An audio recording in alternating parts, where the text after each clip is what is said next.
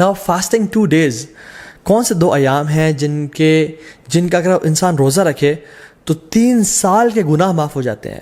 Yes you heard me right, 3 سال کے گناہ معاف ہو سکتے ہیں اگر ہم 2 دن کا روزہ رکھیں. حدیث میں کیا آتا ہے؟ رسول اللہ صلی اللہ علیہ وسلم فرمایا کہ جو شخص عرفہ کے دن کا روزہ رکھتا ہے اللہ سبحانہ تعالیٰ اس کے پچھلے سال کے اور اگلے آنے والے سال تمام گناہ معاف کر دیتے ہیں.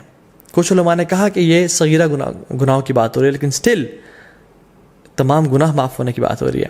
اور یوم عاشورہ جو کہ محرم میں ہے, 10 محرم, جو شخص یوم عاشورہ کا روزہ رکھتا ہے اللہ تعالیٰ اس کے پچھلے 1 سال کے گناہ معاف کر دیتے ہیں.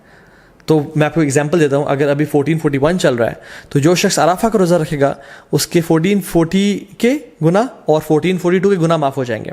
اور جو شخص اب بالکل اگلے مہینے محرم کے مہینے یوم عاشورہ کا روزہ رکھے گا ود 9th ایز ویل, تو اس کے 1441 کے بھی گناہ معاف ہو جائیں گے. تو 1440, 1441 اینڈ 1442 3 سال کے صغیرہ گناہ اللہ تعالیٰ معاف کر دیتے ہیں. And how amazing is that. اللہ تعالیٰ بہانے دے رہے ہیں ہم لوگوں کو اپنے گناہ معاف کروانے کے لیے, لیکن ہم میں سے ہے کوئی جو آگے بڑھ کے ان اپرچونیٹیز کو گراب کر لے اور اپنے رب کو واقعی میں راضی کر لے.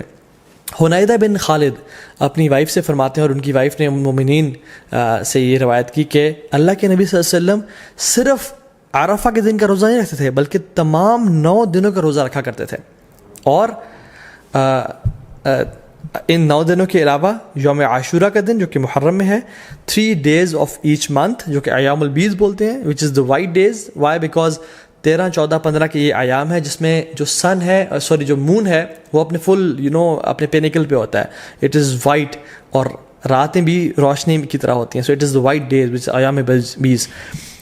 ان کے روزہ رکھا کرتے تھے اور منڈیز اور تھرسڈے کے روزہ رکھا کرتے تھے. سو آئی ریپیٹ, اللہ کے نبی صلی اللہ علیہ وسلم first 9 days of ذو الحجہ, عاشورہ, and the 3 days of each month which is ایام بیز, 13th, 14th, 15th of every month, اور منڈیز اور تھرسڈیز کا روزہ رکھا کرتے ہیں. کیونکہ اللہ کے نبی صلی اللہ علیہ وسلم نے فرمایا کہ منڈیز کو اور تھرسڈیز کو اعمال اللہ تعالیٰ کے پاس کے سامنے پیش کیے جاتے ہیں.